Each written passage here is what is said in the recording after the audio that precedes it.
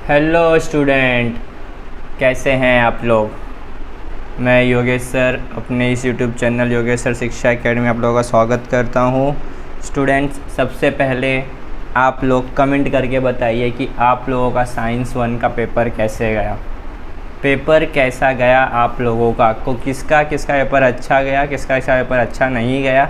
सब लोग फटाफट कमेंट करके बताएंगे कि भैया सर मेरा इतना पेपर अच्छा गया है, यह क्वेश्चन हार्ड था, कोई क्वेश्चन हार्ड था क्या, ठीक है, बताए हुए क्वेश्चन आए थे। तो ये सारे कमेंट्स फटाफट आप लोग कर दीजिए। सबसे पहले आप लोगों को ये कमेंट करना है कि किसका पेपर अच्छा गया। क्लियर स्टूडेंट्स, साइंस 1 का पेपर बहुत ही अच्छा था, अच्छा पेपर आया था, सॉल्व किया सबने और सबका पेपर अच्छा गया है। ठीक है, मैं उम्मीद करता हूँ कि आप सबका पेपर अच्छा गया है और जो बताए हुए क्वेश्चन थे वो क्वेश्चन आप लोगों को पेपर में मिले होंगे। जो एवरग्रीन टॉपिक्स थे या जो मैंने इंपॉर्टेंस बताए थे उन सब में से आप लोगों को क्वेश्चन मिले होंगे। ठीक है, तो अभी स्टूडेंट साइंस 1 का पेपर तो हमारा हो गया। अब हमारे पास पेपर है हमारा साइंस 2 का। ठीक है, तो साइंस 2 के पेपर के लिए अब हमें कैसे पढ़ना है, कैसे हमें स्ट्रेटजी बनानी है, कैसे हम साइंस 2 में अच्छे मार्क्स स्कोर कर सकते हैं। जिनका पेपर अच्छा नहीं गया साइंस 1 का, या जिनको पढ़ाई करने का टाइम नहीं मिल पाया था किसी रीज़न की वजह से, उनका पेपर अच्छा नहीं गया, तो अभी भी चांस है स्टूडेंट साइंस 2 में आप बेटर स्कोर करके दोनों को मर्ज करके आप अच्छा परसेंटेज निकला सकते हो वहाँ से। ठीक है, तो साइंस 1 अगर अच्छा नहीं भी गया है तो साइंस 2 के लिए आपको मेहनत करनी है। साइंस 1 और साइंस 2 मिला के आपका रिजल्ट बनेगा। समझ में आ रहा है आप लोगों को। तो साइंस 1 अगर अच्छा नहीं गया है तो साइंस 2 में अच्छा करेंगे, दोनों मिला के अपना स्कोर बूस्टअप हो जाएगा। बट अगर आपने साइंस 2 में मेहनत नहीं किया तो फिर दिक्कत हो जाएगी। अगर साइंस 1 अच्छा नहीं गया होगा और साइंस 2 में मेहनत नहीं करेंगे तो फिर वांदे हो जाएंगे स्टूडेंट, टेंशन ही टेंशन हो जाएगा फिर। ठीक है, तो साइंस 1 साइंस 2 मिला के तुम्हारा रिजल्ट बनेगा। क्लियर, तो चलो आगे शुरू करते हैं अब हमारा साइंस 2 का। हम यहाँ पे पहले इस वीडियो में हम लोग PYQs देखेंगे और कौन कौन से चैप्टर आज हमें ख़त्म करने हैं पढ़ के, वो मैं आप लोगों को बताने वाला हूँ। कौन कौन से क्वेश्चन आ सकते हैं वहाँ से वो मैं बताने वाला हूँ आप लोगों को। ठीक है, तो वीडियो को एंड तक ज़रूर देखना है। चलिए शुरू करते हैं इस वीडियो में साइंस 2 के PYQs देख लेते हैं एक बार हम लोग। ठीक है, तो यहाँ पे सबसे पहले क्या दिया हुआ है, 40 का पेपर है ये, आई थिंक 2025 का पेपर होगा ये। ठीक है, अब यहाँ पे देखो सबसे पहले क्या जाए, choose the correct alternative, right the correct alternatives, choose the correct option and right the correct alternatives. दोनों है यहाँ, अल्टरनेटिव्स और ऑप्शन दोनों बोला। क्वेश्चन पेपर को पढ़ना सीखो स्टूडेंट, अल्टरनेटिव ऑप्शन और अल्टरनेटिव दोनों बोला हुआ है। अगर अल्टरनेटिव बोलता तो खाली क्या लिखते हैं हम लोग, ABCD लिखते थे। ऑप्शन बोले तो अपने को ऑप्शन भी लिखना पड़ेगा, कौन सा ऑप्शन हमारा राइट है। क्लियर, चलो तो यहाँ पे सबसे क्या बोल रहा है, any nucleotide of the gene suddenly change its positions that causes a mirror change which is nothing but a mutation। ठीक है, कहाँ से ये म्यूटेशन।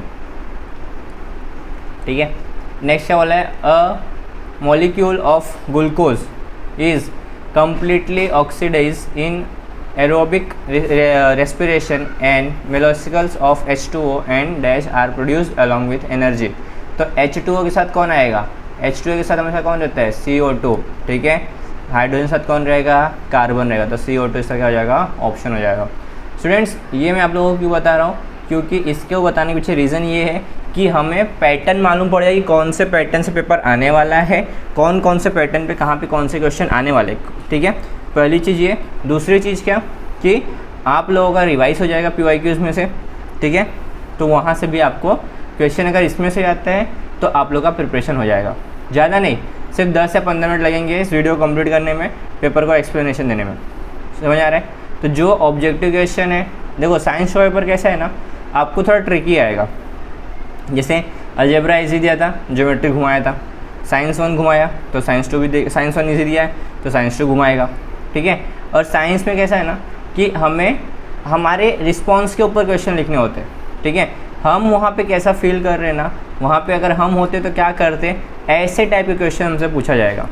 तो ये हमें यहाँ पे पर्सनल रिस्पॉन्स वाले क्वेश्चन जो घुमा के आएंगे आपको, तो इसके लिए पेपर एनालाइज करना बहुत ज़रूरी है। तो वीडियो को एंड तक देखना है। ठीक है स्टूडेंट्स, जिन लोगों ने अभी तक शेयर नहीं किया इस वीडियो को, ज़्यादा से ज़्यादा शेयर करो अपने दोस्तों तक, ज़्यादा से ज़्यादा शेयर करो ताकि उनका भी प्रिपरेशन हो जाए। जिनका साइंस 1 अच्छा नहीं गया है उनको भी अब साइंस टू के लिए मौका है, साइंस टू का अच्छा जाना चाहिए।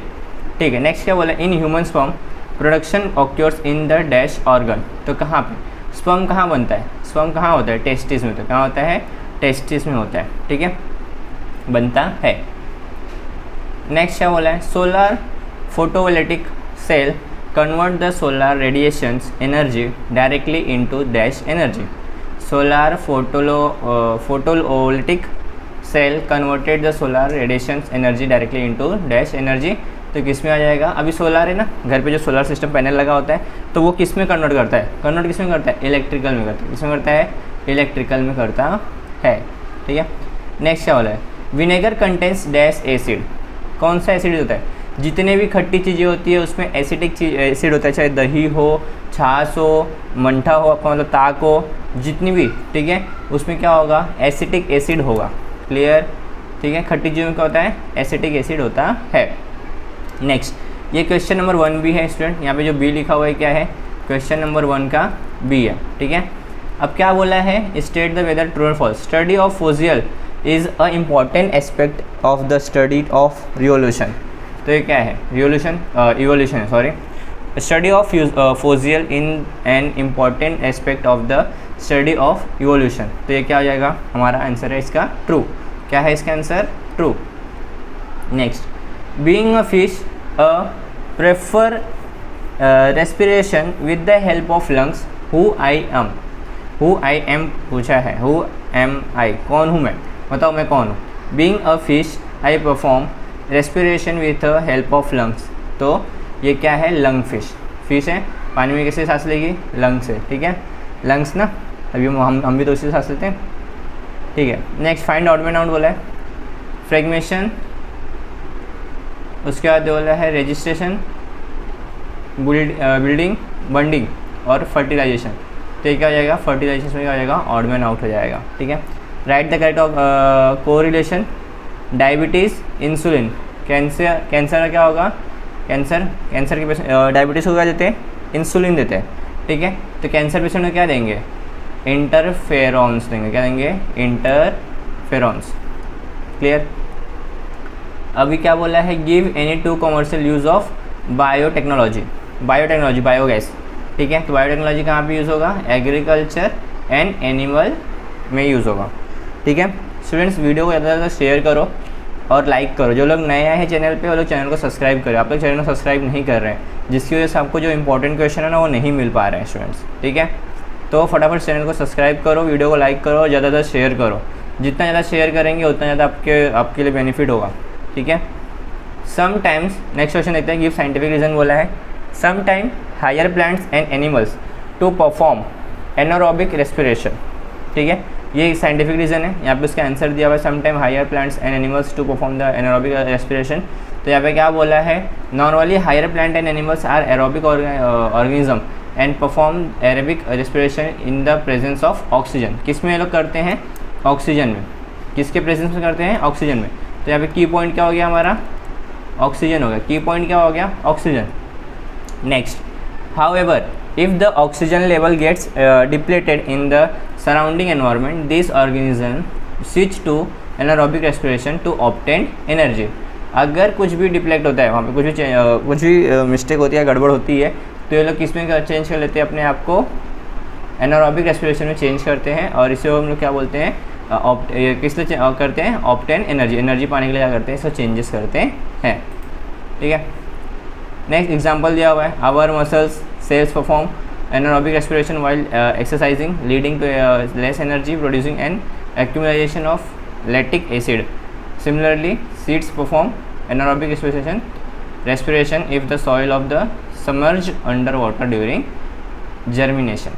ठीक है, तो ये क्या था हमारा ऑप्शन, यहाँ पे था क्वेश्चन क्या था हमारा कि sometime higher plant animal to perform anaerobic respiration.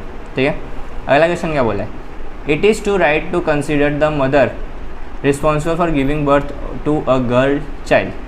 क्या ये possible, it is not right to consider the mother responsible for giving birth to a girl child. अब यहाँ पे जो क्रोमोसोम्स होते हैं, ठीक है, XX होता है और XY होता है। तो एक्स एक्स किस में रिप्रेजेंट करता है और एक्स वाई किसको रिप्रेजेंट करता है? तो एक्स वाई है तो ये क्या है? बॉय है, मेल है, ठीक है। और अगर एक्स एक्स है तो ये क्या हो जाएगा? फीमेल हो जाएगा, ठीक है, क्लियर। तो अभी क्या बोला है? Human female have a pairs of X X X chromosomes while male have a X Y X chromosomes, ठीक है।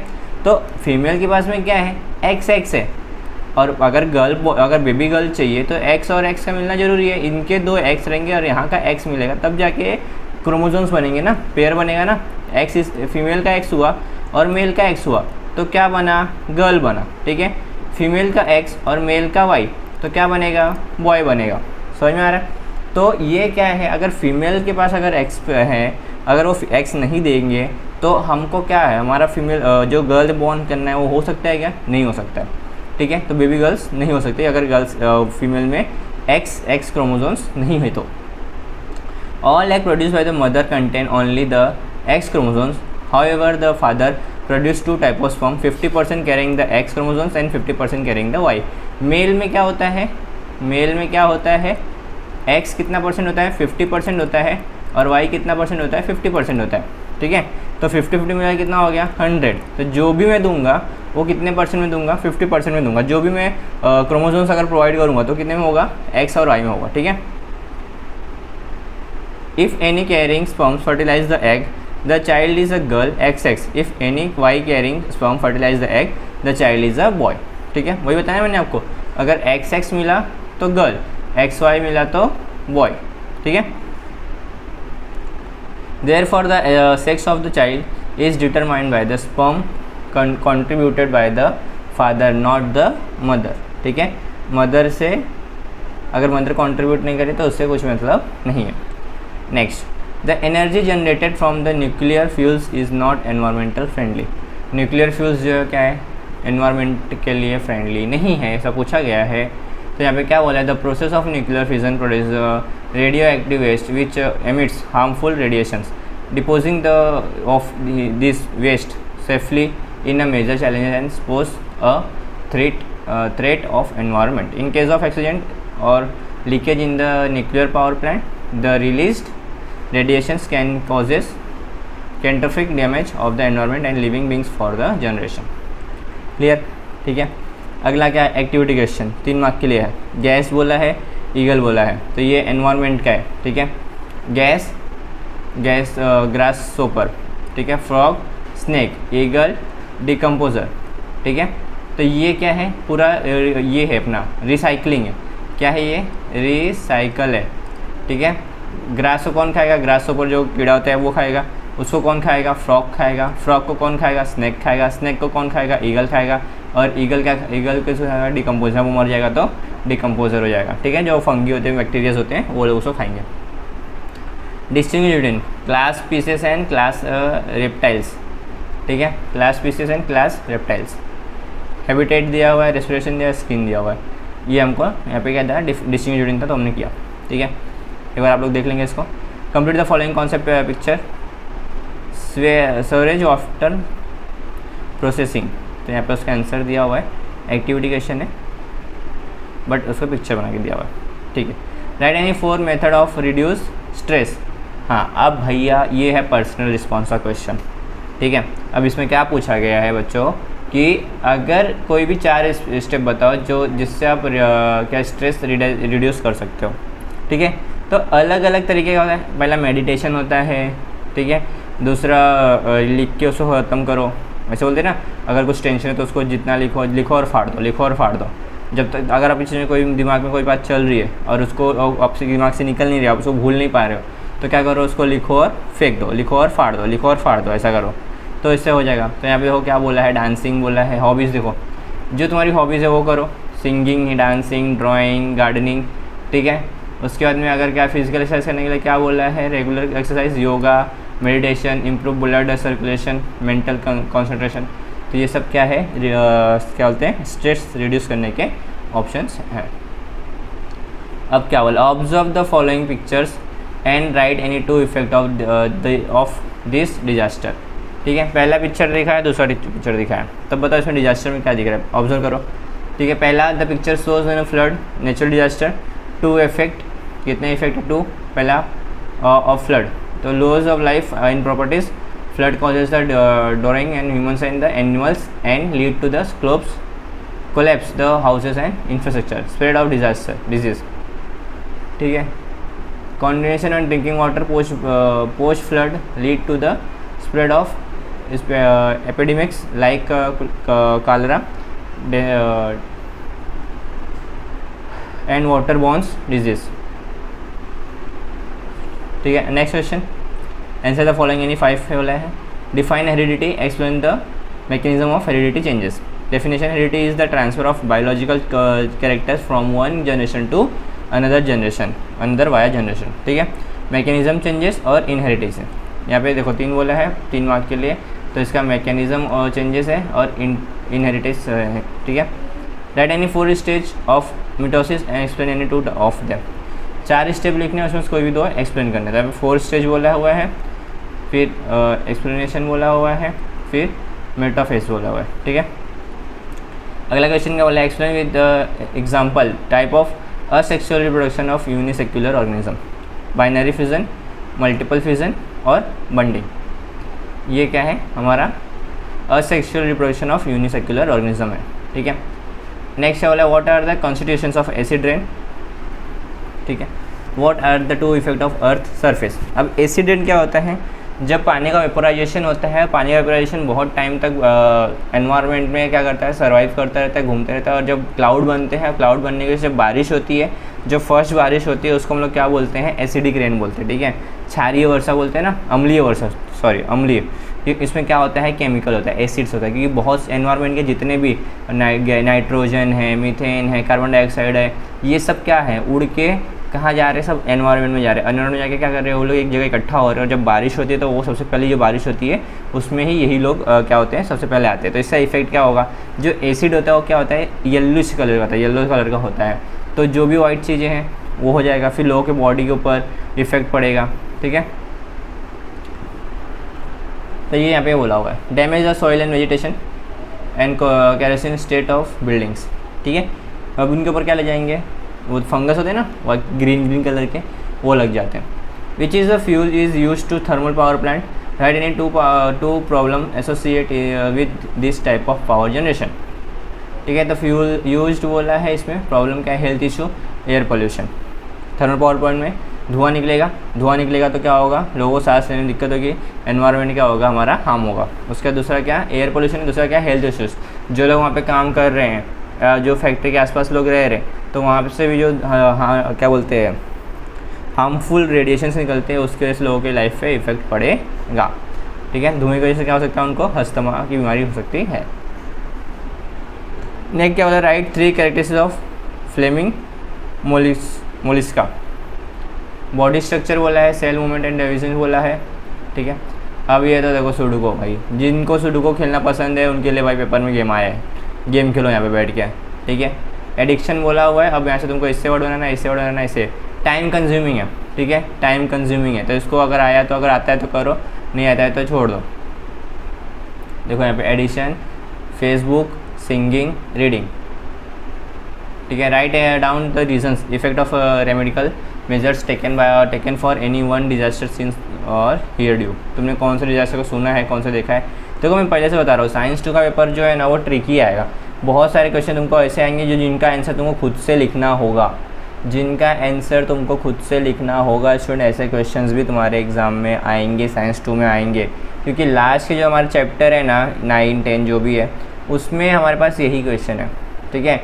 हेल्थ है, डिजास्टर मैनेजमेंट है, तो आप वहाँ पे क्या कर सकते हो, ये आपसे पूछा जाएगा। आपने कितना पढ़ा है ना वो नहीं देखेंगे, आपका नॉलेज चेक करने के लिए सब क्वेश्चन दिए जाते हैं। साइंस 2 में नॉलेज चेक किया जाता है आपका, हर पेपर में 1-2 क्वेश्चन ऐसे घुमा के देंगे जिसके मालूम पड़ेगा कि आपके पास नॉलेज कितनी है, ठीक है। तो यहाँ पे समझो ना हम यूपीएससी की तैयारी कर रहे हैं। आंसर द फॉलोइंग क्वेश्चन बोला है, व्हाट इज़ द बायोडाइवर्सिटी। ये इंपॉर्टेंट क्वेश्चन है, एग्जाम में आता ही है। And write any 4 steps of conversion of biodiversity, ठीक है। Next question, question number 2, what is a steam cell.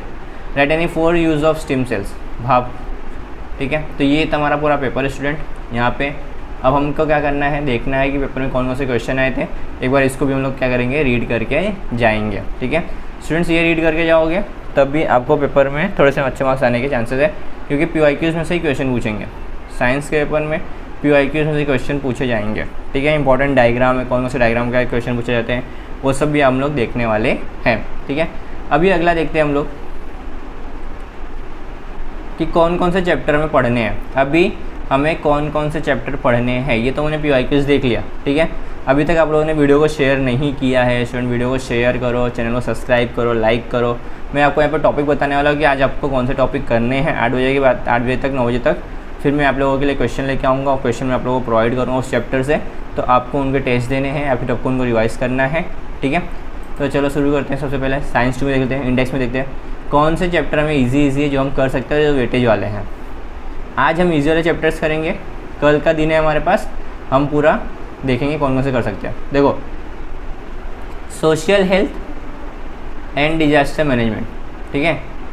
कौन सा? सोशल हेल्थ और डिजास्टर मैनेजमेंट। ये आपको पर्सनल रिस्पांस पे आएगा। किस पे आएगा? Personal response. आप क्या कर सकते हो, ये दोनों चैप्टर क्या है अपने पर्सनल रिस्पांस के ऊपर है, ठीक है। थोड़ा पीछे से पढ़ेंगे तो अपने को याद रहेगा, ठीक है। ये 2 हो गया। अभी देखो एनवायरनमेंट मैनेजमेंट, ये भी है, तो यहाँ से भी कौन से क्वेश्चन आ सकते हैं? पर्सनल रिस्पांस क्वेश्चन आ सकते हैं कि अगर ये हुआ तो क्या करोगे, वो हुआ तो क्या करोगे, ठीक है। पर्सनल रिस्पांस हो गया। Toward the green energy, animal classification, introduction of microbiology, cell biology and biology, तो ये दिया हुआ है। तो आज ये ना आप ये 10 है, तो एक चैप्टर और ले लेते हैं हम लोग। कौन सा लेते हैं? टुवर्ड द ग्रीन एनर्जी, ठीक है। तो हमारा जो एनवायरनमेंट रिलेटेड क्वेश्चन है ना, वो हमारा कंप्लीट हो जाएगा। एनवायरनमेंट रिलेटेड क्वेश्चन क्या हो जाएगा? कंप्लीट हो जाएगा। तो आज कौन कौन से चैप्टर करने हैं स्टूडेंट? आज हमें 4था, 5वां, 9वां और 10वां करना है, ठीक है।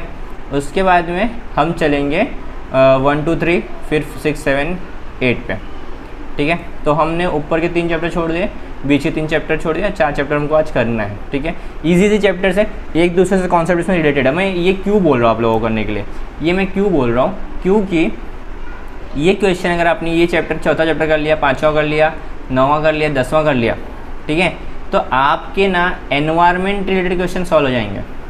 एनवायरनमेंट के जितने भी क्वेश्चन आने वाले हैं या जिनको भी जो क्वेश्चन आएंगे वो आपके क्लियर हो जाएंगे। समझ में आ रहा है? तो आज आपको क्या करना है? 5वां, 4था, 5वां, 9वां और 10वां ये आपको करके आना है। फिर मैं 9 साढ़े 9 बजे आप लोगों के लिए वीडियो लेके आऊँगा, जिसमें अपलोड कर दूँगा, जिसमें आपको क्वेश्चन कैसे हैं और इसी चैप्टर से 5वें से 4थे, 5वें, 9वें और 10वें से मैं आपको क्वेश्चन अपलोड कर दूँगा।